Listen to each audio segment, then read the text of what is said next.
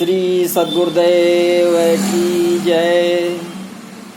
सद्गुरु दीन दयाल जी, तुम लगे अपनी दौड़, जैसे काग जहाज को सूझत कतहूँ न ठोर। बोलिए श्री सद्गुरुदेव की जय। आप समस्त श्रोता बंधुओं को हमारा हार्दिक प्रणाम, सादर नमस्कार है। आपका इस 59th एपिसोड में हार्दिक स्वागत है, हार्दिक अभिनंदन है। 58 में चर्चा चल रही थी कि विनिश्चितम बदाम ते न अन्यथा वचांस में हरिम नरा भजंत ये अति दुस्तरम तरंत ते। इस पे बात चल रही थी। यहीं से आगे बात फिर उठाते हैं। इस पर गंभीर गहराई से चर्चा की जाती है और गोस्वामी जी के कथन को समझने का प्रयास किया जाता है। तो बता रहे हैं कि मस्कय करें बिरंच प्रभु अजय मसकते हीन, अस विचार तज संशय रामय भजय प्रभु। तो अस विचार मतलब भाव ये है कि अनंत काल से इस संसार में पड़े दुर्गति सह रहे हैं, दुख निवृत्ति का उपाय करते ही मर रहे हैं, पर आज तक न मुक्ति ही हुई न भक्ति ही मिली। ये समस्त प्राणियों का, समस्त मानव समाज का यही वृत्ति रहा, ऐसा गोस्वामी जी कह रहे हैं। अब क्या कह रहे हैं कि समर्थ का आश्रय ग्रहण ही एकमात्र उपाय है। प्रभु सामर्थ्यवान है, उन्हीं के आश्रय ग्रहण से बेड़ा पार है। यहाँ पर गुरु को सामर्थ कहा गया। गुरु समरथ सिर पर खड़े कहत कबीर तय दास, रिद्ध सिद्ध सेवा करें मुक्त न छाड़ें साथ। आपका तज संशय भाव कि सब प्रकार का समाधान कर देने पर भी यदि मनुष्य स्वयं संशय न हटावे तो बना ही रहता है। इसलिए तज संशय भज राम पद, रामय भजय प्रवीण। भाव की प्रवीणता भजन में है। यह चतुर प्रवीण होकर ही संसार को भजा तो उसकी चतुराई और जानकारी कहाँ रही। यथा झूठो है झूठो सदा, सब संत कहत जे अंत लहा है। और ताको सहे सट संकट कोटिक, काढ़त दंत करंत हाहा है। तो जान पनी को गुमान बड़ो, तुलसी के विचार गंवार महा है। जान की जीवन जान न जान्यो, तो जान कहावत जान्यो कहा। तो इस अर्ध में प्रवीण शब्द की तुलसीकृत व्याख्या ही है। तो इसी तरह जड़ की व्याख्या पंडित की है, पंडित की व्याख्या। इसी तरह अनेक शब्दों की व्याख्या मानस में दी गई है, जिनको स्मरण में रखने से अन्य स्थानों पर गूढ़ वाक्यों के भाव जानने में बहुत सहायता मिलती है। हरिम नराम भजन्ति ते अत दुस्तरम तरन्ति ते, राम भजत सोई मुक्त गोसाई, अन इच्छत आवे बरियाई। तो यहाँ जो निश्चित सिद्धांत निकाला वो इस प्रकार है कि पहला शिव ब्रह्मा और मुनीश्वरों का सिद्धांत कहा, करिए राम पद पंकज नेहा।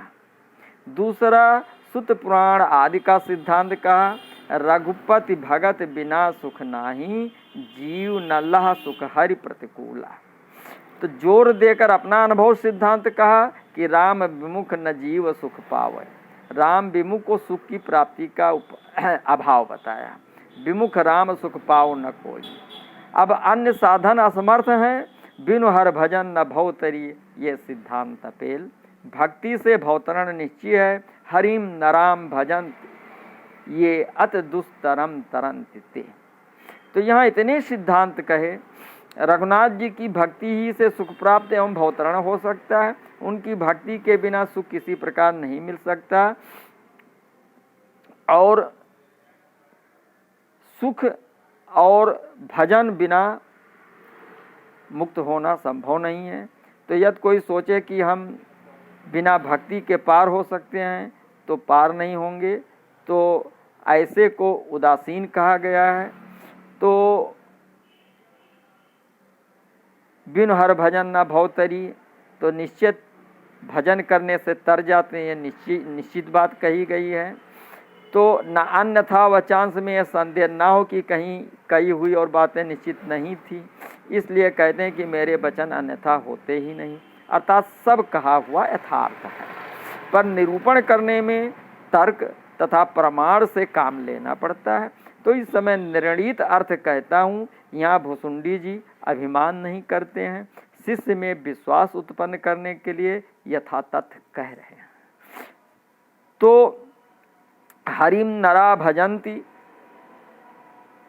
ये अति दुस्तरम तरंत ते, भाव की नर शरीर भवसागर के लिए बेड़ा है, यथा नर तन भव बारिध कहूँ बेरो। पर सब बेड़े पार नहीं लगते, बीच में ही डूबते हैं। तो जो भजन करते हैं उन्हीं का बेड़ा पार है, वे ही बुद्धिमान हैं। तो ते सठ महासिंधु बिनु तरनी, पैरी पार चाहत जड़ करनी कहकर जिस प्रसंग को उठाया था उसी की समाप्ति ये कहकर कहते हैं कि जो हरि को भजते हैं वे ही दुस्तर समुद्र को पार करते हैं।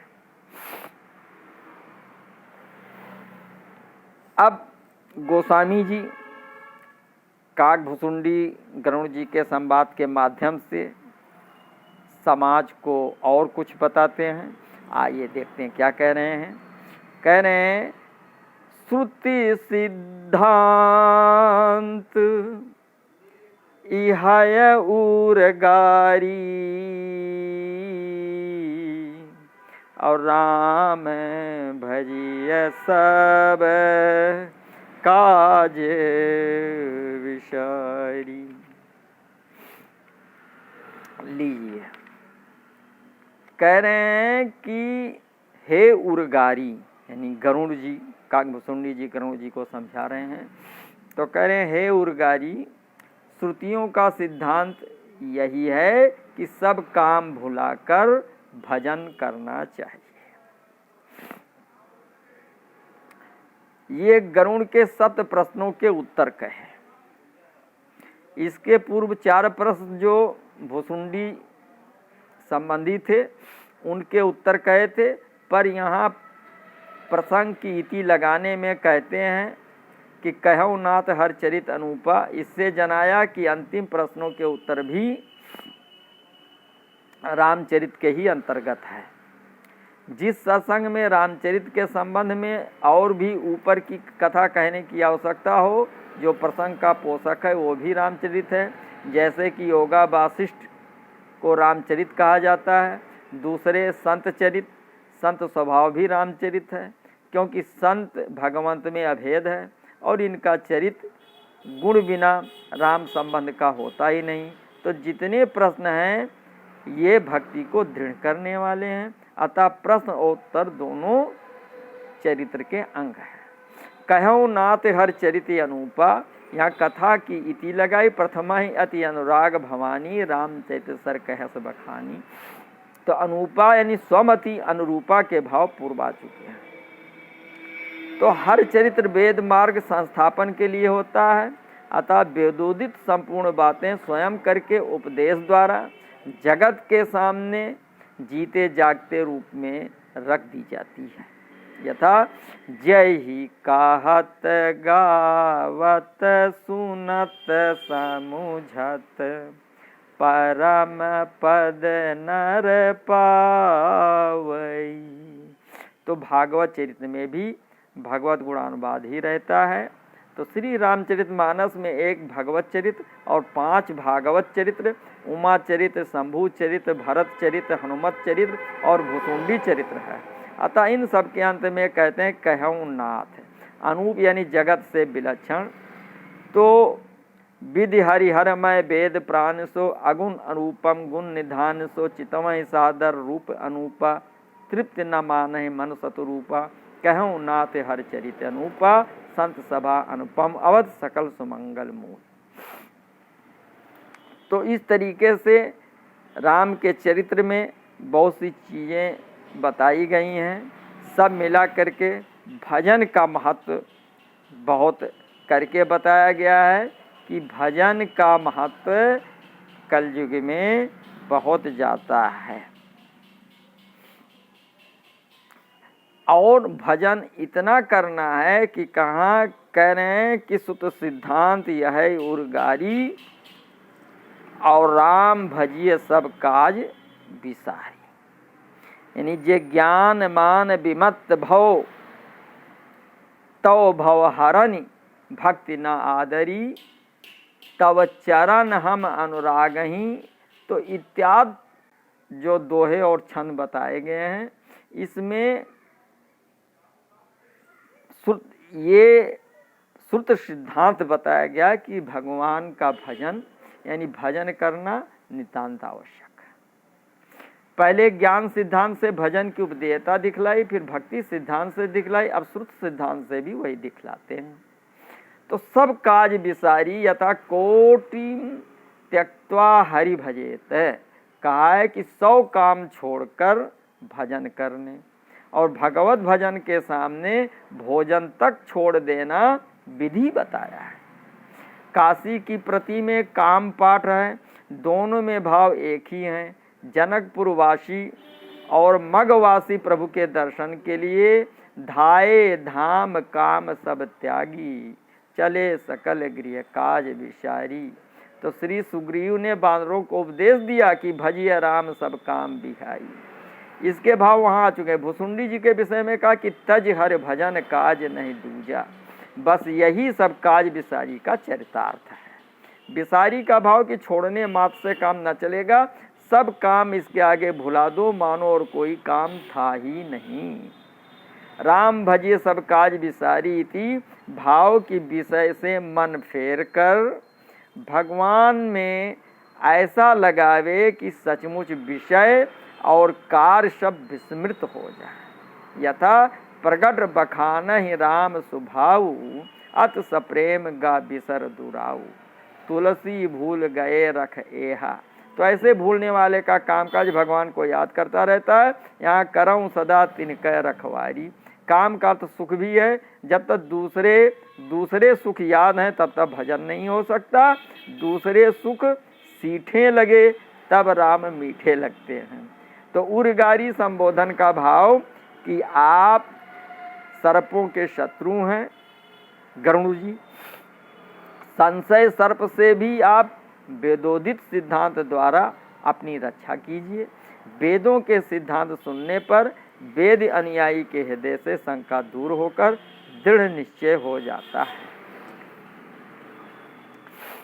अब आगे गोस्वामी जी 124वें दोहे के 5वें, 6वें, 7वें और 8वें चौपाई में बहुत अच्छे और सुंदर प्रकरण को दे रहे हैं। वो हैं साधक सिद्ध विमुक्त उदासी और कवि को विद कृतज्ञ सन्यासी। जोगी सूर सुतापस ज्ञानी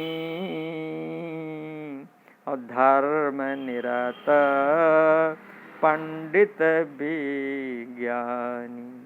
और तरहीन बिनु से मम स्वामी और राम नमामि नमामि नमामि।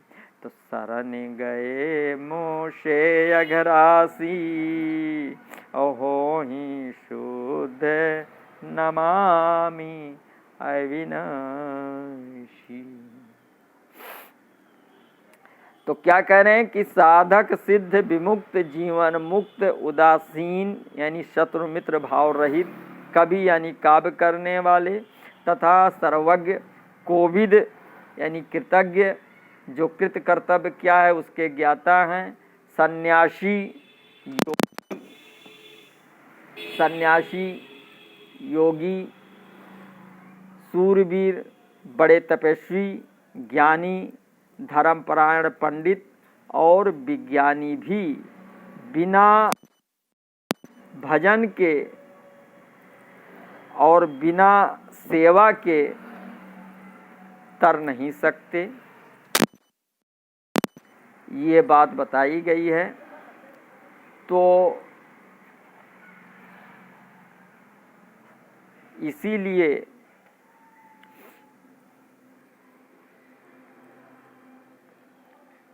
कहा गया है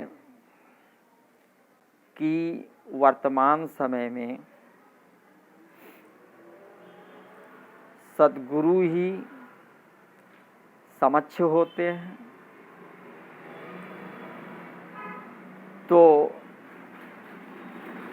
बताया गया कि सत्य पुरुष की आरसी सद्गुरु की ही देह और लखा जो चाहो अलख को तो इन्हीं में लख ले। तो जो संत होते हैं जो सद्गुरु हैं जो वर्तमान में उपलब्ध हैं उनकी शरणागति सेवा करके उनसे दीक्षा लेकर के नाम सुमरण और भजन करने से ही मोक्ष की भवसागर प्राप्ति की भवसागर पार जाने की भवसागर प्राप्ति ने भवसागर को पार करने की जो शक्ति है वो सद्गुरु की कृपा से प्राप्त होती है। इसी पर भुसुंडी जी कह रहे हैं कि प्रभु पर मेरा तो परम विश्वास है पर सभी प्राणियों का उन्हीं के चरण बिंद से कल्याण है। यह कहते हुए अंत में नमस्कारात्मक मंगल करते हैं। तो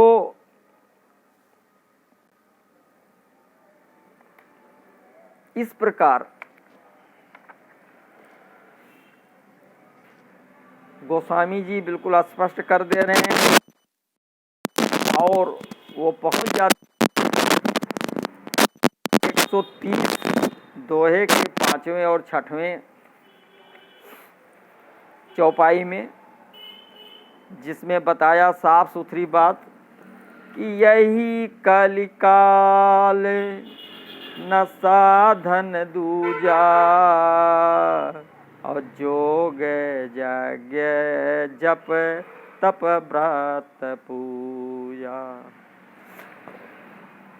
राम ही सुमरिय गाय राम संतत सुनिय राम गुण ग्राम। इस कलकाल में योग करना, यज्ञ करना, जप करना, तप करना, व्रत करना और पूजन ये आदि दूसरा कोई साधन नहीं। यानी इस कलिकाल में केवल भजन और भजन के अलावा और कोई साधन है नहीं जिससे हम भव से पार पा सकते हैं। तो इस पर गोस्वामी जी ने कहा कि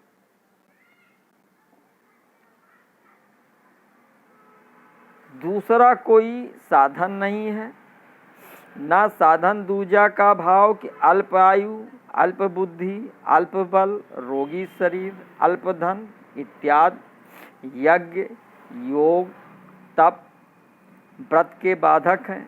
यज्ञ के लिए सामग्री ऋतु जैसे चाहिए वैसे नहीं मिलते।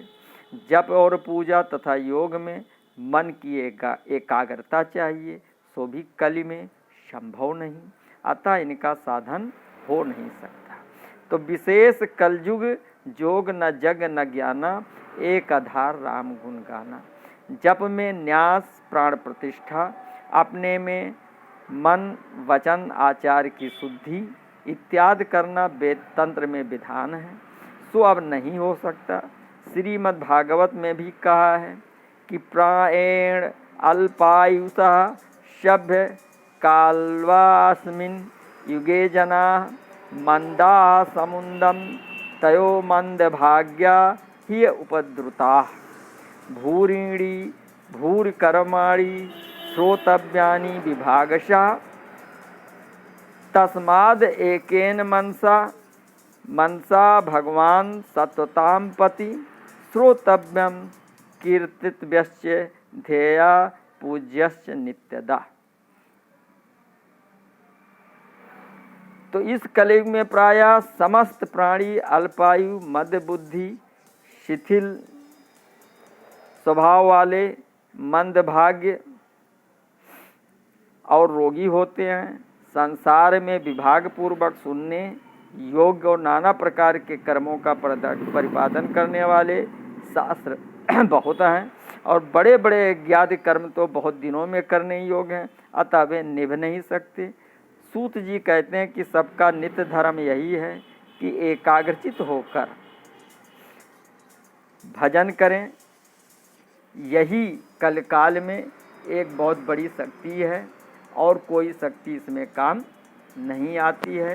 तभी कहा कि सुमिरण, तो सुमरण पर ही बल देते हुए कबीर साहिब जी ने भी कहा था कि सुमरण से सुख होता है, सुमरण से दुख जाए, कहाँ कबीर सुमरण किए साईं माही समाए। तो उसी को गोस्वामी जी बिल्कुल क्लियर करते हुए कह रहे हैं कि ताय भज पाई।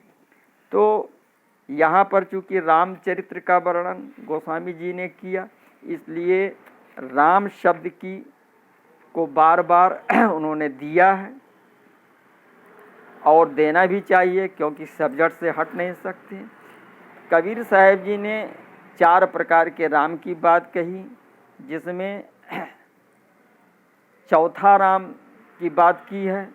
तो चौथा राम जो सर्वोच्च सत्ता है, उस सर्वोच्च सत्ता को सद्गुरु में ही जान करके और सद्गुरु का दर्शन करके, सद्गुरु के दिए हुए उपदेश का पालन करते हुए और सद्गुरु जी के दिए हुए नाम का भजन सुमरण करते हुए और भव पार करने का प्रबंध कर लेना चाहिए।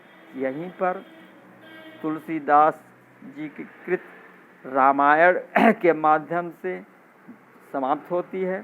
आगे फिर अगला एपिसोड चालू होगा। बोले श्री सद्गुरुदेव की जय। नमस्कार।